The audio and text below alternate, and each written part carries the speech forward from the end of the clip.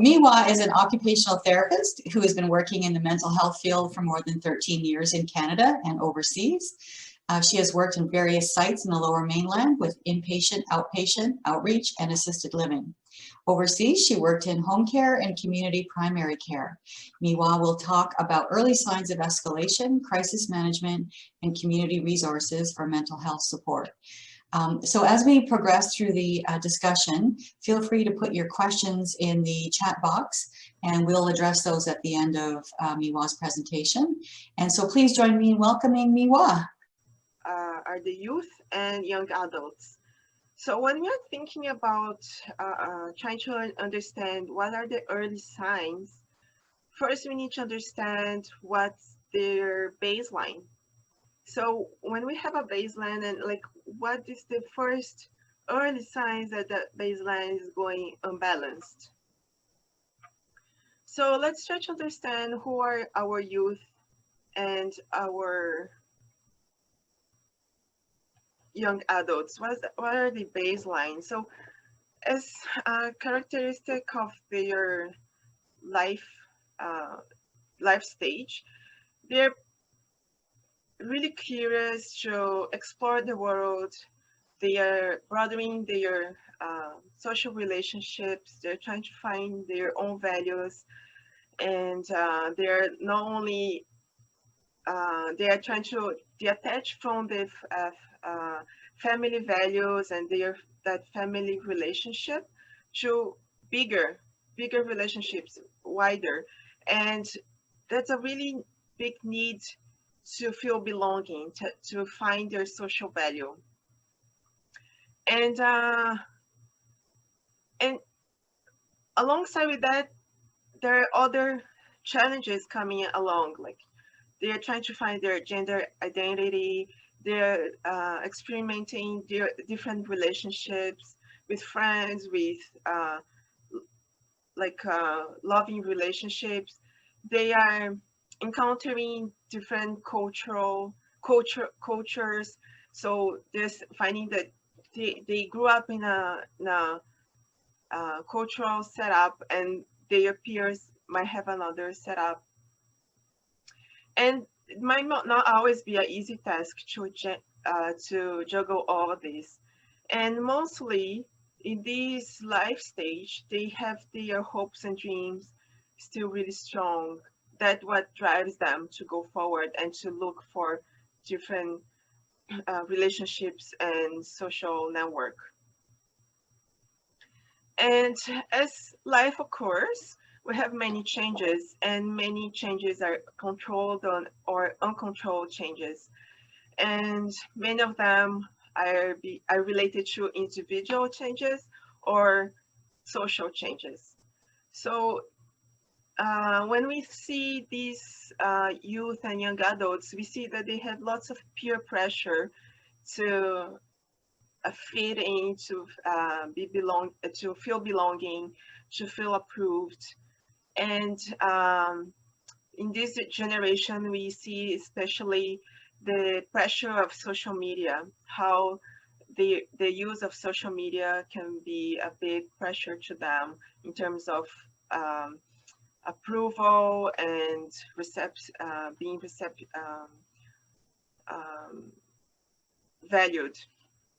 And alongside with that, we have school experiences, the challenges of the school system, and also challenges with financial pressure if they need employment, if they're fighting to not be in poverty or getting out of poverty, if they are risking to lose house and shelter, if they are in connection with legal system, involvement with the legal system. And on top of that, some might be having health challenges, either physical challenges or mental health challenges. And it's important to know that some youth can be experiencing health challenges, not something that's started from their childhood, but now is something new. So when this changes becomes a disruption, what's happening with them, like what happens to their responses, and keeping in mind that what they are responding to us is usually what they can best do. So you can see like drastic changes in their thinking process. So when you think about their baseline, if it's a youth that can um, coordinate their thoughts, they can engage in a conversation, and they can follow a conversation without problem. When they are going through these drastic changes, this thinking process might be out of balance. They might not be understanding very well the information that's coming in, or they might not be able to organize their thoughts to communicate. The mood might be different. So instead of euphemic mood, balanced, the mood might be lower or higher. So feeling really down or feeling hyper and grandiose. The behavior will change in either going to anxiety and aggressive mode or to really shut down mode. And same thing, they're gonna affect their social relationships. And this all happens because they are in fear. They are feeling they might lose their control. And we're gonna understand later on in this presentation how our behavior can contribute or to a worse behavior or to a more positive response.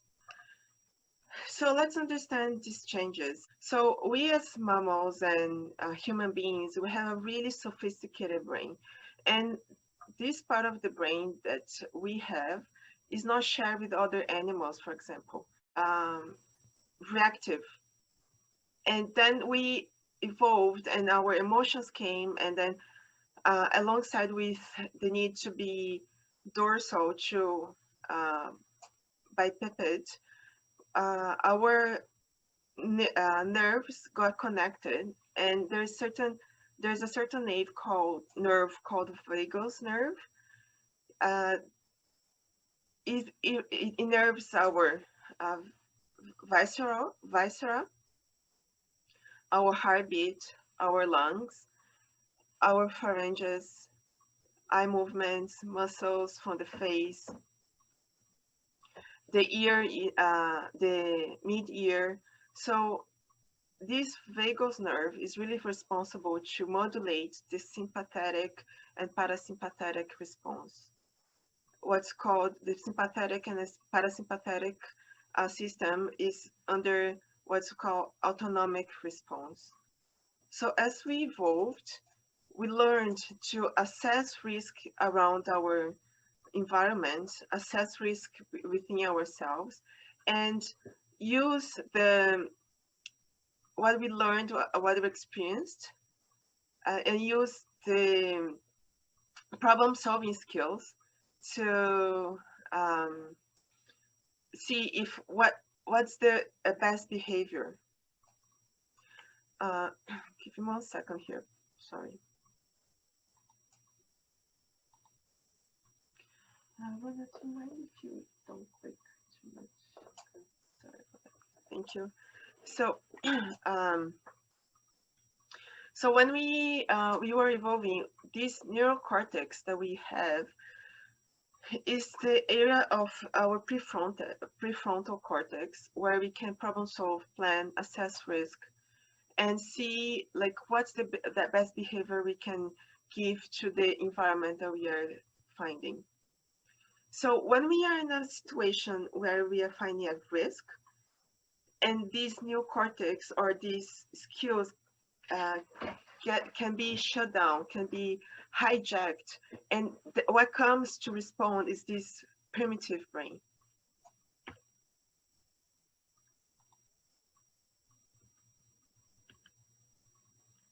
So why understanding this vagal nerve is important? Because this nerve, there is a neuroanatomical linkage between what it innerves in the viscera and what innerves here in our upper body. That's our pharynges, the muscles of the face, the mid-ear, the eye movement, the head movement. Why understanding this neuroanatomical linkage is important? Because when we are using these movements, these senses that are coming in, while we see the orientation of our head, while we are understanding the mid-ear is important for understanding and discriminating the human voice from the background, the saliva deglution, so digestion, they are all working together with our heartbeat, with our lungs, with our diaphragm. So when these senses that are coming in and the processing of all the senses gets shut down, what comes out is this, what I have to react is the parasympathetic or sympathetic system, is what we call flight or fight or the freeze. So when we are in the freeze mode, is when our behaviors become like depression, we are feeling shame, our system is shutting down, we are feeling detached from the social relationships. At the same time, if our response flip to flight or fight, we are in a panic mode, we are fearing again, we are in anxiety, we have rage, there's anger. So both of them are out of our balance, out of our baseline. So in our baseline, I don't know if you guys have heard about the window of tolerance. So in the window of tolerance, we are calm. We are able to use the prefrontal cortex skills, that's planning, assessing risks, and regulating our emotions. So in this window of tolerance, we are able to do so.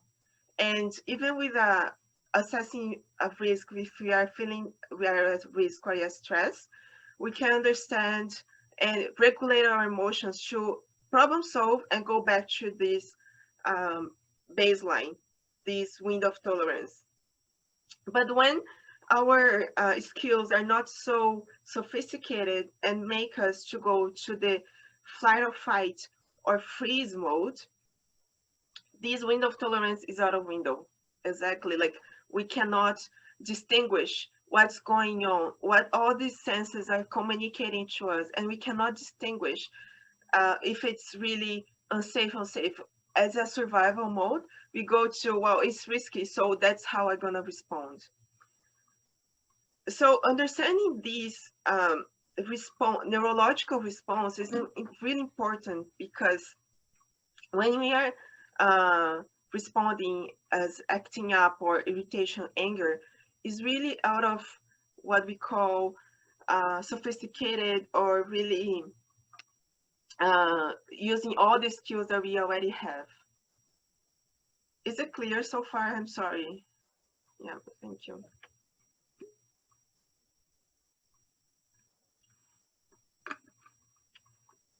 And also understanding all these responses is important when you're thinking about the legal system, and when youth are involved with the legal system and the in the forensics system. So what's our professional response? What we need to do? What's our role? So we need to understand that this risk of violence or acting up or shut down is we can understand beyond like rational or intellectual level. We need to understand that we also are in the same boat. We also have these responses, and we learned how to manage our own emotions. So for us, practicing self-care and stress management on a daily basis is really important, because when our clients are in that mode, we are balanced and we can portray confidence, we can portray support to them. So, and also it's really important when that situation that the client's going through, it is emergency or non-emergency. Is it a life-threatening? Is there a physical harm towards themselves or toward others? If yes, then yes, we need to call 911. Otherwise, we'll have skills to assess the situation and us taking actions to minimize the risks of harm.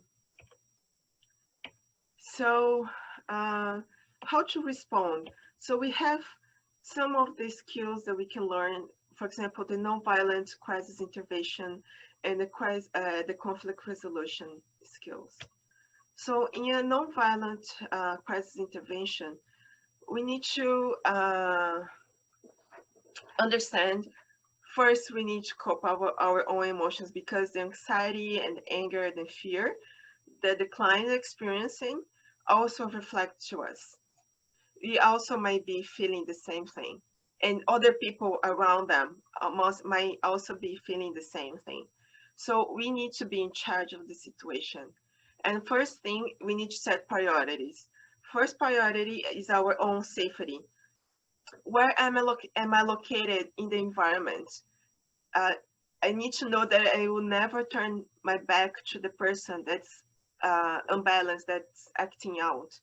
I need to know where I'm located in the environment. I need to know that I am easily, I have easy access to exit. I have easy access to escape routes. And in this access, there is no tripping hazards. There's no any blockage between me and the exit. I need to understand that when I'm interacting with the client, he's not, or they, sorry, they are not cornering me. They're not pushing me in a corner or between objects that my safety is at risk. And I need to know my limits. If in a situation that I need help, I need more support, I'm gonna ask for help, I'm gonna shout for help. And I'm gonna leave the environment and the situation to go to a safe place and ask for more help. And when we are communicating with them, we need to understand that our attitude, our approach really matters.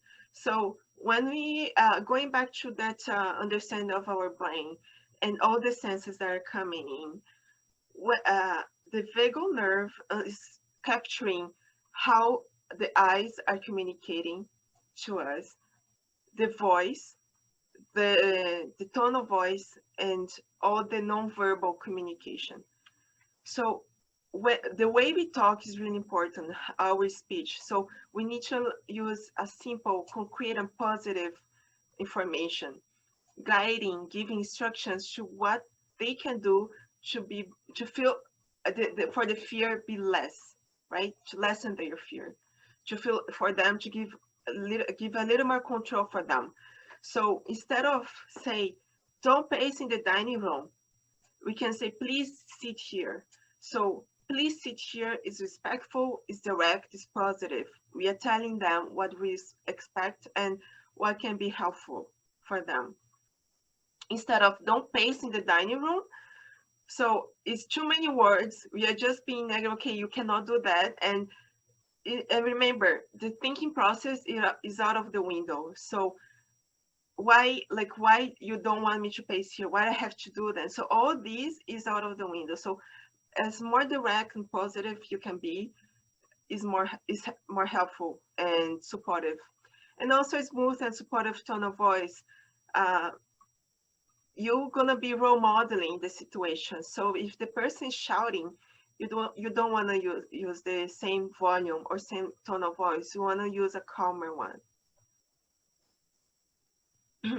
And same thing is the body movement and body language. So you want to avoid big gestures, exaggerated gesture. If you know that you are anxious or you are feeling overwhelmed, if you have the habit of using a certain body movement that's really overactive, make sure that you try to shut that down. And protect confidence. Use a stance that You show your hands is open, your palms are open. You're not hiding behind your back, because they can understand as well. Maybe they have an injection right for me, you know, or you're not having your fists. So your palms are open, and you have an open communication with them. So this body language is either their assessment about you, or your assessment about them. So your assessment and observational skills gonna tell you so much about if this person is imminent risk of uh, a violence towards you or others, or or or not. So the majority of assaults can be prevented just by observational skills of the situation, of these no verbal behaviors, the body language.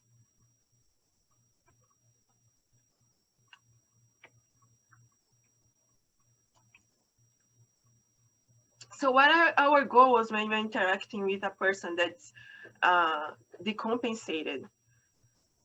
Our goal is to facilitate, to go back to the stable point, to the balanced mode. So our efforts to minimize any risk that of harm to themselves or to others, to control people around them or us, and help them to return to their level of functioning, that they don't require so much of continuity of care. They can be more autonomous, and they can follow their recovery plan. They can follow our instructions. And one of the practices that we can use that's really widely used and studied is the trauma-informed practice. In this trauma-informed practice, we want to ensure that the environment is physically and emotionally safe. What means physically safe? Is an environment that's not loud in sounds. There's no many blockages. It's not an environment that portrays a prison, or a place that the pathways, the physical movement is not so blocked. Emotionally safe is a environment that making mistakes is okay, that decompensating is okay, and staff is there to support them. It's okay to feel overwhelmed, and they know that they can have resources to help them go back to what they feel comfortable, confident, and in control. So in the trauma-informed practice, the challenging behaviors are noticed and responded to based on understanding of trauma responses and accepting that any range of emotions. So when we are talking about that window of tolerance, we are all in this window of tolerance. We are calm, we are understanding the information that's coming in, we are being able to problem solve. When the clients are feeling at risk, they're out of they're out of this window of tolerance. They go into this flight or fight response or freeze. It's when they need our help to widen this window of tolerance, so they can become better skilled to cope with overwhelming situations. And understanding trauma is when this stress and disruption happens so much and so intensely that this window of tolerance is narrowed. And then any sense of risk sets up and shut down the more sophisticated brain that we were talking about. So what's next after the moment of decompensation, emotional decompensation? What can we help and what we can do? So it's then when we talk about recovery and using a recovery-oriented approach. So recovery-oriented approach, we focus on the strength of their clients. We think about what they do well, and they can use that skills and their strengths to overcome their weaknesses.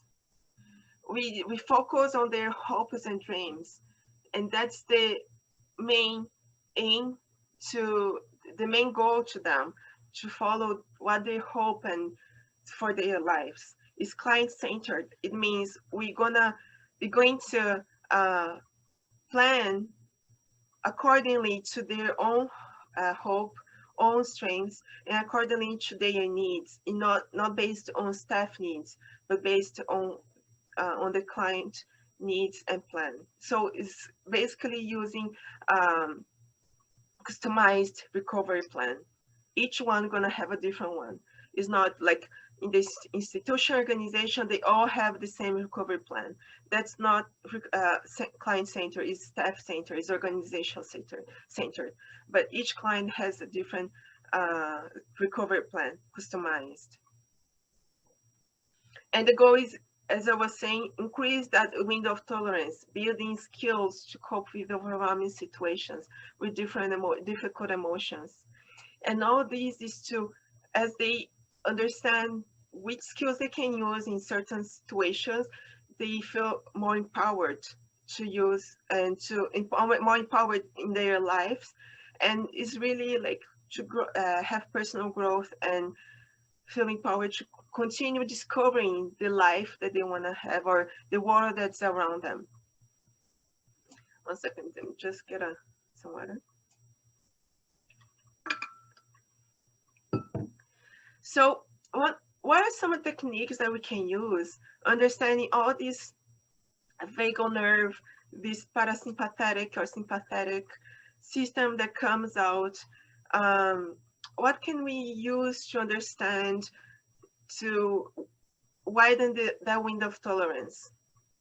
So one of the things that you might also, you might be already using, and is why really in train now, is that's what called mindfulness. What's mindfulness? It is being the present moment. And mindfulness, I want to clarify that there is a lot of misconception that mindfulness or meditation is just activity that we do, that sitting still, closing our eyes and having deep breaths. And not only that, I really want to emphasize that mindfulness is any activity that you are doing and you are enjoying and you are in the present moment. You are not like, it can be like walking, can be washing your dishes, can be reading, can be listening to the music, but you are in the present moment of listening to the music and all the worries are out. And mindfulness really requires practice, because our mind, the way it's designed, is like we need to be thinking of many things at the same time. And it's really normal. It's really healthy, actually. The only thing that is not healthy is when we are thinking of many things at the same time. We cannot focus. So if you think about like that sophisticated skills, for example, multitasking is a sophisticated skill. But when we are multitasking and not being able to focus and being productive in one thing, that's not really well done skill, I would say. So really, so be in the present moment, take deep breath. Why taking a deep breath? Because when we are taking, when our breathing is really short and small, we are not regulating our heartbeat either. So, and when we connect, we can reconnect with this breathing and heartbeat. We are reconnecting our vagal nerve. So remember, our vagal nerve goes to our visceral cavity with the heart and the lungs, the diaphragm, which regulates our breathing, and also to our muscles and control here in the face and neck area. So, but how is this deep breathing should be? Deep breathing can be, or breathing, when people take deep breath, can be really short and fast. Would that be helpful? No, really, because the breathing that really helps to control the vagal and tone the vagal nerve is the one that you take an inhalation and exhalation is longer. So when you are inhaling, you take 2 seconds, and you are exhaling, you take 4 seconds. So exhalation needs to be longer. So when we want to teach this skill, we can think about a balloon, and we want to take out the air out of the balloon using a S sound.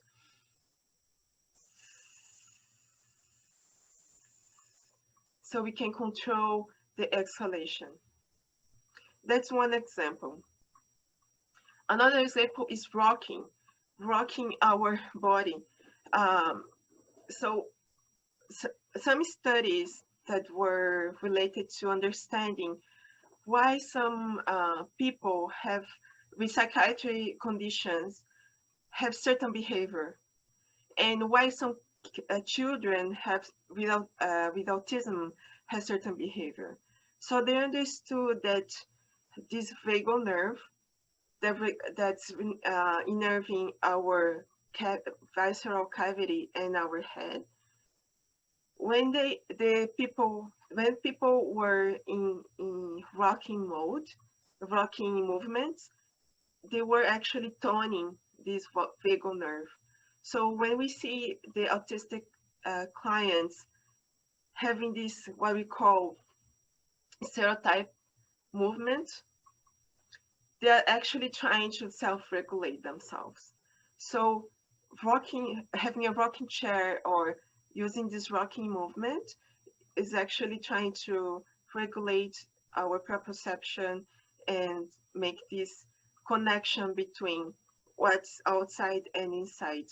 And it's basically because when we are rocking, the head and the visceral cavity is in a different angle, different planes. That's why it becomes the vagal nerve becomes toned. And also singing, or even like not singing as exercise activity that you have to do because you are out of balance, but because can be enjoyable. So thinking about resources, bringing leisure activities that can engage and grow that. What are the resources that are out there? Grow the resources basket tool that they can explore and know, well, I know that I'm feeling overwhelmed. I can take a deep breath and think about a song that I like that calms me down and maybe sing along. And after 5 minutes, that state of uh, flight or fright or freeze is lessened. I'm more aware of myself and I'm more aware of my behaviors. So not only resources about activities and occupations, and me as occupational therapist, I'm always thinking about what are the meaningful occupations to them that can be used as integrated in their recovery plan, but also leisure and what are things that it can be enjoyable and pure joy, not like thinking of any obligation, but pure joy that it can do that help their recovery.